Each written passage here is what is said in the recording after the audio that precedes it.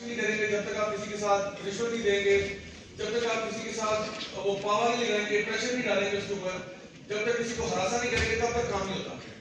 تو ہو سکتا ہے اس طرح کے فلسفے والا وہ آپ کو کوئی دوستی ہو اور آپ اس کے آفس میں بیٹھے ہوئے تھے اور وہ آپ کو کہتا ہے کہ آج کل نیکی کا زمانہ نہیں ہے، اور یہی کہنے کے کچھ ہی دیر بعد ایک شخص کو وہ رشوت کے پیسے دیتا ہے. اور جب آپ اس کو روکتے ہو اس پہ کہ بھائی یہ تو غلط کام ہے، تو وہ الٹا آپ کو ڈانٹتا ہے کہ بھائی تم بہت بھولے ہو، تم بہت سادے ہو، تمہیں نہیں پتا کہ دنیا کیسے چلتی ہے، آج کل شرافت کا زمانہ ہی نہیں ہے، بھائی تم بہت بھولے ہو یار، تم بہت سادے ہو. تو اب مجھے بتائیں کہ جس بندے کا یہ فلسفہ بن گیا ہو کہ آج کل نیکی کا زمانہ نہیں ہے، نیکی سے فائدہ نہیں ہوتا، اس کے اپنے جو اعمال ہے، اس کا جو اپنا ہارڈ ویئر ہے، وہ نیکی والے کام کرے گا یا برائی والے کرے گا؟ برائی والے. برائی والے. پکی بات ہے. یس. اچھا آپ دیکھیں کہ کس طرح سے نظریہ نہیں ہوتا، نظریے کا اثر آپ کے ایکشنز اور بیہیویئر پہ پڑتا ہے سیدھا سیدھا. میرے پاس کئی لوگ آتے ہیں کاؤنسلنگ کے لیے، مینٹرنگ کے لیے، سوال جواب پوچھتے ہیں. ایک لڑکا ہے آج سے کوئی 8-9 مہینے ہو چکے ہیں اور ایک بڑا کامن سا مسئلہ لے کے آیا، شاید آپ نے اس کے بارے میں سنا ہو. اس کو بولتے ہیں پیار میں ناکامی. تو لگتا ہے کئی لوگوں کو پتہ ہے اس کے بارے میں. تو میرے پاس مسئلہ لے کے آیا تو کہتا ہے کہ جا بھائی میں نے جو ہے نا وہ زندگی میں ایک سبق سیکھا ہے. کیا سیکھا ہے مجھے بتاؤ. کہتے ہیں میں نے یہ سیکھا ہے کہ بس اب کسی کا اعتبار نہ کرنا. تو میں نے کہا میں سب کے جاؤں تیرے اس ورلڈ ویو پہ تم یہاں تک پہنچے کیسے ہو؟ کہتے ہیں جہاں پہ اصل بات یہ ہے کہ میں تو اپنے ماں باپ کو بھی ٹرسٹ نہیں کرتا. میں نے کہا کیوں، تمہارے ماں باپ نے تمہارے کیا بگاڑا ہے؟ کہتا ہے کہ اگر وہ میرا دل توڑ سکتی ہے تو کوئی بھی توڑ سکتا ہے. تو بیچارہ حالات کا ستایا وہ میرے پاس پہنچ گیا. اب دیکھیں جس بندے کا نظریہ ورلڈ ویو یہ بن گیا ہو کہ کسی کا اعتبار نہ کرنا، اب مجھے بتایا اس کا جو ہارڈ ویئر ہے وہ سوشلی ایکٹیو ہو جائے گا یا سوشلی آئسولیٹ ہو جائے گا؟ آئسولیٹ ہو جائے. اب آپ کو بات سمجھ میں آ گئی ہے کہ نظریہ نہیں ہوتا، نظریے کا اثر آپ کے بیہیویئر پہ پڑتا ہے. اور بالکل اسی طرح سے جو میرا نظریہ بنا ہوا تھا دنیا کے بارے میں وہ یہی تھا کہ بس زندگی ایک دفعہ ملتی ہے، کھاؤ پیو انجوائے کرو. تو میرا بیہیویئر بھی بالکل ایسے ہی تھا. اچھا یہ بیہیویئر اور یہ جو نظریہ ہے، ایسا نظریہ یہ کہاں سے آتا ہے؟ یہ سب سے پہلے ہمارے گھروں سے آتا ہے، یعنی ہمارے والدین سے آتا ہے. سب سے پہلے اس میں بھی ہماری امی سے آتا ہے. ماں کی گود سے یہ چیز شروع ہوتی ہے اور آہستہ آہستہ پھر یہ چیزیں پھیلتی ہیں. تو فار ایگزامپل آپ کا جو نظریہ آج بنا ہوا ہے سب کا بنا ہوا ہے. جس طرح ہر انسان کسی نہ کسی ڈائریکشن کو ضرور فیس کرتا ہے، آپ بھی اس وقت کوئی نہ کوئی ڈائریکشن کو فیس کر رہے ہیں. یعنی north south east west, north east north east, کہیں نہ کہیں بھی آپ فیس کر رہے ہیں. بالکل اسی طرح سے کوئی قوم کی بھی ایک ڈائریکشن ہوتی ہے، کسی قوم کا بھی ایک قبلہ ہوتا ہے جسی طرح انہوں نے رخ کیا ہوتا ہے. وہ ان کا نظریہ، ان کا ورلڈ ویو، ان کی سوچ و فکر ہوتی ہے. اور ہر انسان کا انفرادی طور پہ بھی ہوتا ہے. تو کوئی بھی نظریے کے بغیر نہیں ہوتا. اب آپ کو چاہے پتا ہو کہ آپ کا نظریہ کیا ہے، شاید آپ کو نہ پتا ہو، لیکن بہرحال ہوتا ضرور ہے. کوئی فلسفہ آپ کے دماغ میں شعوری طور پہ یا لاشعوری طور پہ ضرور چل رہا ہوتا ہے. تو میرے دماغ میں جو چل رہا تھا وہ میں نے آپ کو بتایا. اب وہ ہوتا کہاں سے؟ سب سے پہلا جو ورژن 1.2 ہے نا وہ آپ کی امی انسٹال کرتی ہے. جب بچہ پیدا ہوتا ہے پہلا ورژن امی انسٹال کرتی ہے کہ بیٹا یہ ہمارے طور طریقے ہیں، تمیز سے بات کیا کرو، چھوٹوں سے پیار کیا کرو، بڑوں کا احترام کیا کرو، جھوٹ نہیں بولتے بیٹا، ماں باپ کی عزت کرتے ہیں. یہ ساری چیزیں نا امی شروع سے بتاتی ہیں، یعنی بیس لیول پہ 1.2 انسٹال ہوتا ہے. پھر کیا ہوتا ہے؟ ابو آگے بیچ میں، اسکول آ گیا، کالج، یونیورسٹی، جو کتابیں آپ نے پڑھی ہوتی ہیں، جو فلمیں ڈرامے آپ نے دیکھے ہوتے ہیں، جن لوگوں کے ساتھ آپ اٹھنا بیٹھا ہوتا ہے، وہ سارے آپ کے اس نظریے کو نا آہستہ آہستہ چینج کرتے رہتے ہیں. لیکن بہت ڈراسٹک چینج نہیں ہوتا. لائک فار ایگزامپل امی نے اگر 1.2 انسٹال کیا تھا تو 1.1 ہو گیا، پھر 1.2 ہو گیا، 1.3 ہو گیا، اور کچھ عرصے کے بعد 1.5 8 9 تک کہیں پہنچ گیا. لیکن کبھی کبھار ایسا ہوتا ہے کوئی ایسے حالات اور واقعات ہوتے ہیں کہ بڑا ہارڈ قسم کا سافٹ ویئر اپڈیٹ ہوتا ہے. 1.2 سے جو ہے نا وہ 3.6 پہ چلا گیا سیدھا. جس طرح جس کو پیار میں ناکامی ہوئی تھی اس کی کیس میں بات، وہ بیچارہ اچھا والا زندگی گزار رہا تھا، حالات کا ستایا ہوا سیدھا 3.8 پہ گیا 1.2 سے. اور اتنا بیچارہ متنفر ہوا ہے دنیا سے کہ بھائی میں تو اپنے امی ابو کو بھی ٹرسٹ نہیں کر رہا. اتنا میرا دل ٹوٹا ہوا کہ میں تو بالکل ہی کسی کو ٹرسٹ نہیں کر رہا. آپ نے سنا ہوگا کچھ لوگوں کے سافٹ ویئر اپڈیٹ ہو جاتے ہیں. اچھا وہ بھی اپڈیٹ ہوتا ہے، وہ بھی بڑا خاص اپڈیٹ ہوتا ہے، وہ راتوں رات ہوتا ہے.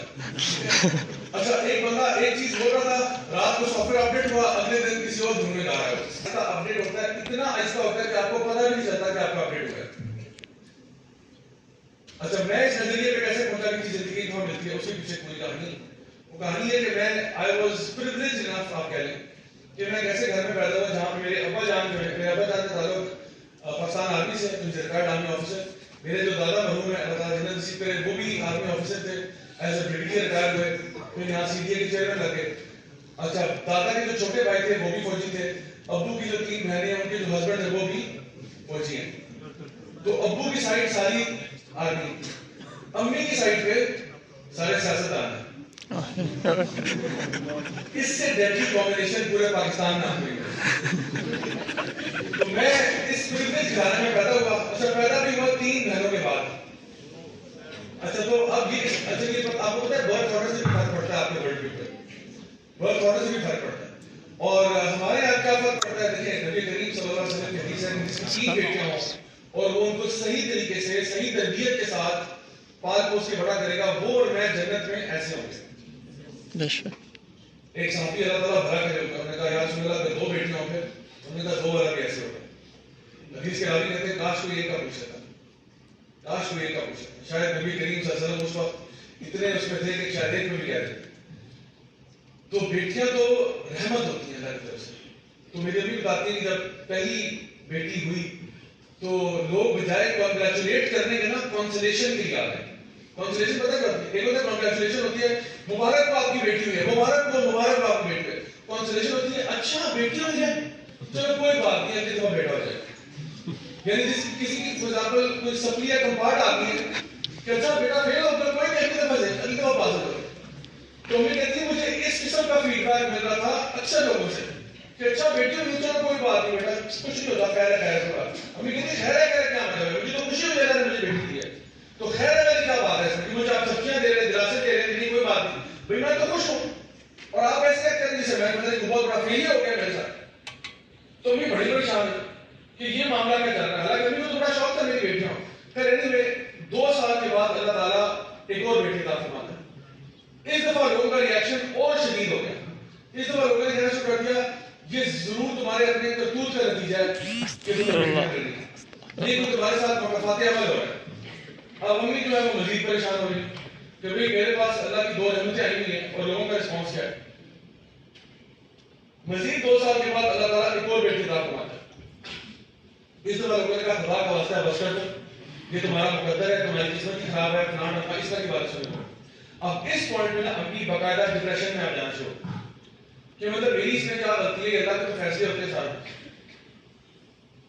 2 سال کے بعد اب دوبارہ امی ایکسپیکٹ کر رہے ہیں اور اس دفعہ مجھے ایکسپیکٹ کر رہی تھی. اب امی کہتی ہے میں جب اپنے 6 مہینے میں تھی پریگننسی کے تو ایک ہماری دور کی رشتے دار ہے وہ امی کے پاس آئی کہتی ہے دیکھو بیٹا کوشش کرنا کہ اس دفعہ بیٹا ہو.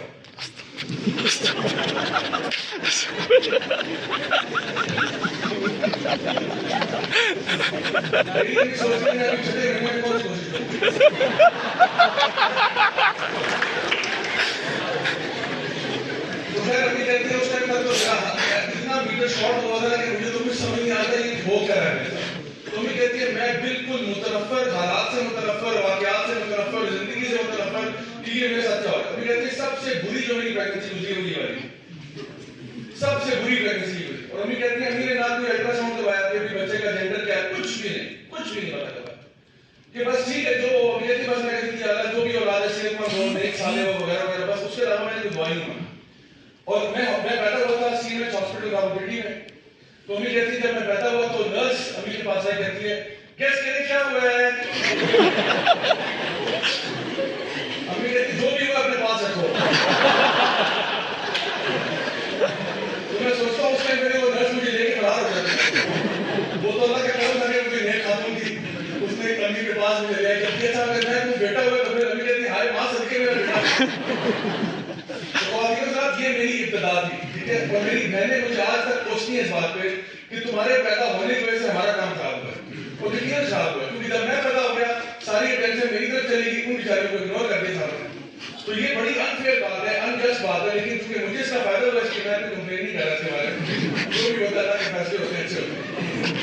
دوبارہ میں اس کس حالات میں پیدا ہوگا. ایک طرف پاکستان آدمی ہے, ایک طرف سیاست ہے, بیچ میں 3 مہینوں کے بعد میں پیدا ہوا ہوں. تو یہ ریسیپی ہے بچہ خراب کرنے کا آسان طریقہ. وہ زبیدہ آپا کے ٹوٹکے ہوتے ہیں نا, ایک ٹوٹکا دے بھی لیتے ہیں.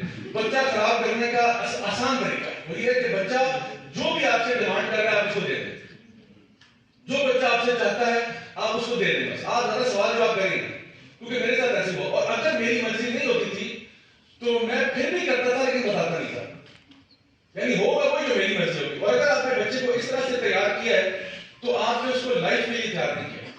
کیونکہ مجھے پتا ہے لائف میں کیا آپ کی مرضی چلے گی, اللہ کی چلے گی. اللہ کی کئی فیصلے, بلکہ زیادہ تر فیصلے آپ کی لائف میں ایسے ہوں گے جو آپ کی چاہت نہیں تھے. آپ کہیں پہ داخلہ لینا چاہتے تھے, آپ کا داخلہ نہیں ہوا. آپ کہیں پہ جاب کرنا چاہتے تھے, ادھر جاب نہیں لگی آپ کے پاس.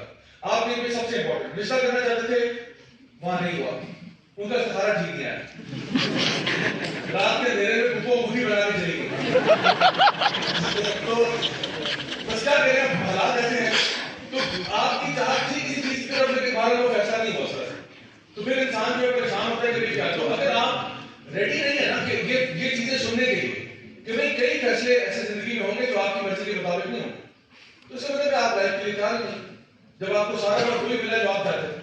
تو میں انہی حالات کے اندر اپنا اسکولنگ میں نے انیشلی یہی اسلام آباد سے کی. اس کے بعد او لیول وغیرہ کرنے کے بعد میں جی انگلینڈ چلا گیا. وہاں سے میں نے اپنا بیچلرس کیا کمپیوٹر سائنس میں. اس کے بعد آسٹریلیا گیا, وہاں سے ماسٹرز کیا انفارمیشن ٹیکنالوجی اینڈ مینجمنٹ میں. اس کے بعد کچھ عرصہ ملٹی نیشنل کمپنی کے ساتھ کام کرتا. پھر ایک دن اچانک سے مولوی ہو گئے. اب یہ اچانک سے مولوی ہوا تو اس کے پیچھے بھی پوری کہانی ہے. لیکن بہرحال ہوا یہ کہ یہ جو میرے ایکسپیرینسز تھے انگلینڈ میں, آسٹریلیا میں, وہاں پہ تو میں اسی ورلڈ ویو پہ تھا کہ بھائی زندگی ایک دفعہ ملتی ہے, انجوائے کرو, کھاؤ پیو, ایش کرو, بس یہی زندگی چل رہی ہے. اور وہاں جا کے مطلب میرے گھر میں نا میں ہمیشہ سے ایک اچھا اسٹوڈنٹ تھا. ہاں میں بڑا مستیاں اور شیطانیاں بڑی کرتا تھا, لیکن اسٹوڈنٹ اچھا تھا. کیونکہ ہمارے گھر میں although ہم ایک مسلمان گھرانے میں پیدا ہوئے, لیکن ہمارے گھر میں اسلام کا تصور ہوئی تھا کہ 50-50 اسلام تھا. 50-50 اسلام سمجھتے کون سا ہوتا ہے؟ یہ وہ اسلام ہے جہاں پر کہتے ہو کہ آج رات ناچ گانا ہوگا عشاء کی نماز کے بعد. تمہارے گھر میں یہ والا اسلام تھا. کون سا مسلک تھا؟ یہ والا کہ جہاں پہ اپنی مرضی چلتی ہے. اچھا ہمارے گھر میں نماز کے لیے کبھی سختی نہیں ہوئی, نہ کبھی کسی نے حکم دیا کہ بیٹا نماز پڑھا. ہاں جمعے کو کبھی پڑھ لی ہو, تکا لگا کے پڑھ لی ہو, کبھی عید کبھی کبھار پڑھ لی ہو تو چلو ٹھیک ہے. روزے نہ رکھنا بہتر تھا, کیونکہ ہوتا تھا کہ روزے رکھنے سے نا وہ پڑھائی میں ہاتھ ہو جائے گا اور ایگزامس کیسے دو گے اور گرو بیمار نہ ہو جائے. تو بس یہ تھا کہ روزے نہ ہی رکھو تو بہتر ہے. ایسی کام کا تکلیف مت ہو اپنے آپ کو. باقی یہ تھا ماں باپ کے ساتھ تمیز سے بات کرنی, یہ بڑا امپورٹنٹ رول تھا. نمبر اچھے آنے چاہیے. نمبروں پہ ہمیں چھتر پڑتے تھے, نمبر نہیں آئے. آپ کو پتا ہے میرے ابو جی کہتے تھے کہ بیٹا اگر میتھس میں آپ کے 100 میں سے 99 نمبر آئے نا تو my son you have failed by 1 mark. ایک نمبر سے آپ فیل ہوئے. میں کلاس 7 میں تھا, مجھے یاد ہے میرے مڈ ٹرم پیپر تھے, اس میں میرے نا 16 out of 20 آئے. 16 out of 20 میتھ کے پیپر, اور وہ 80% مارکس ہیں, ہائیسٹ مارکس ہیں پوری کلاس میں. لیکن جو میرے بعد اس کے نمبر تھے اس کے 14 out of 20 آئے تھے, 70% نمبر سے. وہ کلاس میں بھرڑ آتا تھا اور میرے پسینے چھوٹے ہوئے تھے, کیونکہ ٹیچر نے کہا تھا کہ یہ پیپر آپ نے اپنے ابو سے سائن کرا کے لے کر. ایسے ٹیچر زہر نہیں لگے ہوتے, کہتے ہیں یہ سائن کرا کے لے کے. میں نے کہا کیا میرے پسینے چھوٹے تھے, پھر میں نے وہی کیا جو کرنا تھا خود ہی سائن کرا. 7ویں جماعت سے یہ اللہ معاف کرے شروع کر ٹریسنگ پیپر لے کے میں لگا وہ پریکٹس کر کے ابو کو سیکھنے تھے. فائنلی جا کے کیا, اور انٹرسٹنگ بات یہ تھی کہ اسی ٹائم پہ وہ لیٹر یعنی جو ہے نا انہوں نے کہا کہ ہم نے آپ کے پیرنٹ ٹیچر میٹنگ بھی آ گئی اسی کے ایک ہفتے بعد. تو ہمارے وہ ٹیچر نے کہا کہ وہ لیٹرز ڈسپیچ ہو کے آپ کے گھر میں نا ڈاک کے ذریعے انویٹیشن لیٹر چلا کے آپ کے امی ابو کو. تو اب میں یہ سوچ رہا ہوں کہ میں نے کسی طرح سے گھر پہنچ کے لیٹر باکس میں سے وہ لیٹر نکال کے فوراً ہی پھاڑ دینا ہے, بتانا ہی نہیں ہے کہ وہ خط بھی آیا تھا. تو میں جب گھر پہنچا تو دیکھا ابا جان وہ لیٹر کھول رہے تھے. میں نے بہت بری نہ رہے. اچھا تو ابو کہتے ہیں کہ سنا ہے تمہارا کوئی پیرنٹ ٹیچر میٹنگ آج کر لیتے ہیں. میں نے کہا ابو کوئی ضروری نہیں ہے جانا, اٹس ناٹ کمپلسری, آپ بہتر ہے نہ ہی جائیں تو اچھا ہے. کہتے نہیں کیوں نہیں جاؤں گا, میں ضرور جاؤں گا. میں کہ یہ تو پھنس گئے. اچھا فائنلی جس دن پیرنٹ ٹیچر میٹنگ کا ڈے آیا تو ابو بڑے پیار سے روٹی تھی روانہ ہو گئے. میں کوشش کر رہا ہوں کسی طریقے سے کوئی کام ڈال دوں ان کو, لیکن نہیں ہوا. جب وہ واپس آ رہے تھے اور گاڑی ریورس ہو رہی تھی ہمارے گھر کے اندر, میرے تو ہارٹ بیٹ کوئی 200 بیٹس پر منٹ میں پہنچ گئی تھی کہ اب کیا ہوگا, اب کیا ہوگا. اب میں نے کہا راجا جی دعا کے لیے چپ سو, آج ہی کام کرنا جو کرنا ہے. ابو آئے, ابو نے بڑے غصے کی حالت میں تھے. آ کے بیٹھے چائے وغیرہ منگا, کہتے ادھر آؤ تم ذرا, میں پاس آیا, کہتے یہ بتاؤ تمہارے اچھا پیپر بھی دیکھنا سائن میں نے ابھی کر دیا, کہتے یہ تمہارے 16 اب تو ڈبل مارک پڑنی چاہیے, کہتے کہ 16 آؤٹ 20 تمہارے کب آئے تھے. میں تو سوری پڑا, میں نے کہا ابو پچھلے تو دکھا تھا میں نے آپ کو, میں نے کہا آپ نے خود سائن کیا تھا, آپ نے میری اتنی بےزتی کی تھی, اب آپ بھول گئے. کہتے ہیں ٹھیک ہے تو فالو. تو اس قسم کی رکھتے میں بتا رہا ہوں, پڑھائی میں اتنی اسٹرکٹنس تھی, پڑھائی کے معاملے میں اتنی اسٹرکٹنس, لیکن باقی چیزوں میں نہیں. تو میں ہمیشہ سے یعنی فرسٹ سیکنڈ تھرڈ پلیس میں آتا تھا, اسکول میں کالج میں بھی, لیکن شرارتیں پوری چل رہی تھا. جب انگلینڈ گیا تو یہ کرتے شروع. اچھا وہاں پہ جا کے نا میری امی نے میرا اب کہنے کہ خود اپنا ایک پلان اور نیت اور ارادہ فوج میں جانے کا بھی تھا, اور ٹیسٹ وغیرہ بھی کلیئر ہو گئے. امی جو تھی نا ان کی بالکل بھائی برابر بھی مرضی نہیں تھی, اور انہوں نے جو ہے بالکل رونا ڈال دی کہ فوج میں جائے گا, کیونکہ اصل ان کی وجہ یہ تھی کہ ان کو لگتا تھا کہ یہ جس طرح کی اس کی حرکتیں ہیں یہ بہت جلدی شہادت کا ڈام نوش کروا لے گا. اور 3 یعنی بیٹیوں کے بعد ہوا ہے میرا لاڈلا بچہ, تو یہ نہیں یعنی اپنے ارلی 20s میں اللہ کو پیار نہ ہو جائے, تو اس لیے انہوں نے نا ایڑی چوٹی کا زور لگا کے مجھے روک دیا. مطلب میں کہتا ہوں قیامت برپا ہو گئی ہمارے گھر پہ جب یہ بات ہوئی کہ جس کے ٹیسٹ کلیئر ہو گئے اور یہ اب جانے لگا دیا, اوہ قیامت مچ گئی. تو پھر میں نے کہا وہ نیگوشیٹ کرا کے, تو میں نے کہا ٹھیک ہے کہ میں نے پاکستان میں اگر مجھے آپ چاہتے ہیں کہ میں کچھ کروں, یہاں میں نہیں کروں گا, میں پھر جو ہے انگلینڈ جا رہا. میں پھر انگلینڈ چلا گیا. وہاں جا کے میں نے ایک تو ہوتا ہے انسان وہاں میں جاتا ہے تو عیاشیاں کر رہا ہوتا ہے, ان عیاشیوں کے علاوہ میں نے سارے ان کاموں میں اپنے آپ کو رجسٹر کرنا شروع کر دیا جو خطرناک کام کا ذکر کیا جا سکتا ہے. تو سب سے پہلا کلب جو میں نے جوائن کیا اپنی یونیورسٹی میں وہ اسکائی ڈائیونگ کلب تھا. سب سے پہلے میں نے انگلینڈ جاتے ہی اسکائی ڈائیونگ شروع کر دیا, یعنی اڑتے ہوئے جہاز سے چھلانگیں مارنے کا عمل شروع کر دیا. اور ساری باتیں امیوں کو نہیں بتایا, وہ میں نے بعد میں واپس آ کے تصویریں دکھائی گئی. تو اس کے بعد میں وہاں سے اڑ کے مالدیو آئلینڈز گیا اسکوبا ڈائیونگ کرنے کے لیے. یہ شوق پیدا ہو کہ آسمان تو دیکھ لیے, اب ذرا سمندر میں بھی ہوتا تھا کہ جا کے مچھلیوں کے ساتھ سیلفیاں کھچواتے. تو یہی ہوتا کہ میرے پاس ایک واٹر پروف کیمرا تھا, جہاں مجھے مچھلی نظر آتی ہے میں کہا گائز وہ تصویریں نہیں تھی, وہ بڑا اچھا لگا. وہ بھی کہتے ہیں پتہ نہیں کون پاگل جو ہے وہ داخل ہو گئے سمندر میں. اس کے بعد وہاں سے فری ہوا تو ساؤتھ افریقہ گیا. ساؤتھ افریقہ میں اس لیے گیا کیونکہ وہاں پہ دنیا کا سب سے اونچا پل ہے جہاں سے آپ چھلانگ مار سکتے ہیں. Guinness book of world records کا اوارڈ ملا ہے اس پل کو, بلوکانز برج کہتے ہیں. وہاں سے آپ کے بھائی نے چھلانگ مارنے کے ساتھ حاصل کیا, اپنا نام بھی گینیس بک میں ڈلوا دیا کیونکہ بہت سارے لوگوں نے جمع ماری ہے, تو آ گیا میں بھی بیچ میں. اچھا تو یہ سارے کام کرتا تھا, اور امی کو میں نے بالکل کام خبر نہیں ہوتی. ابو کو پتہ چلتا تو وہ اتنے ناراض ہوتے کیونکہ خود انہوں نے ایسے کام کیے زندگی میں, لیکن امی ظاہری بات ہے وہ بہت ناراض ہوتی. تو میں خیر امی کے پاس گیا, اور مجھے یاد ہے میری پہلی پکچر تھی نا جو میری اسکائی ڈائیو جب میں نے کی تھی, وہ تقریباً 3500 فٹ سے جمپ ماری تھی میں. تو اس جمپ میں میرا ایک دوست تھا, اس دن وہ مطلب گراؤنڈڈ تھا, تو ہم جہاز میں, چھوٹا جہاز ہوتا ہے, اس میں تقریباً 8 لوگ تھے جنہوں نے جمپ کی تھی پہلے دن, جو میری فرسٹ جمپ تھی. تو میں نے اس کو کہا تھا کہ میرا نمبر 3 ہے, مطلب پہلا ایک جمپر آئے گا, پھر دوسرا آئے گا, پھر تیسرا میں. تو جب تیسرا جمپر آئے گا تو مجھے تصویر کھینچنی ہے, تھا یہ گورا ہی تھا. تو اس نے کہا کہ ٹھیک ہے ڈن. تو اب دیکھو 3500 فٹ پہ کون سی تصویر آتی ہے, یعنی آپ یہاں سے اتنے کی تصویر نہیں آتی تو 3500 سے کون سی لیں گے. تو وہ جو ہے نا نیچے کیمرہ لے کے لگا ہوا ہے, وہ تصویر کھینچی. اچھا حالانکہ وہ تصویر فارغ ترین تصویر, مطلب اس میں سیکنڈ چانس بھی نہیں آپ لے سکتے نا, ایک دن بجام مارتے ہیں آپ. تو میں نے کہا چلو جو بھی ہے, میرے لیے وہ تصویر بڑی پریشر. ہوا کیا, وہ تصویر جب آئی ڈیولپ ہو گئی, پتہ چلا اس میں صرف آسمان ہی نظر آ رہا ہے, ایک جہاز کا سایہ کا مسا نظر آ رہا ہے. اچھا تب میں نے امی کو وہ تصویر دکھائی, میں نے کہا امی یہ کیا ہے, کیونکہ جب واپس آ گیا میں نے کہا اب تو بتا سکتے ہیں نا, تو سب کچھ ہو گیا ہونا تھا. تو امی کو میں نے پکچر دکھائی, میں کہتی ہے کیا ہے بیٹا یہ, میں نے کہا امی غور سے دیکھیں, کہتی کیا یہ کوئی جہاز ہے یا کیا, میں نے کہا جی جہاز ہے. میں نے کہا امی یہ جہاز کے ساتھ ایک آپ نقطہ دیکھ لیے, کہتی ہاں یہ کیا ہے, تصویر کچھ نہیں لگی ہے, میں نہیں ہے میں. ابھی نے مجھے خوب گالیاں دکھاتے ہوئے کہا کہ تم جہاز سے باہر کیا کر رہے تھے.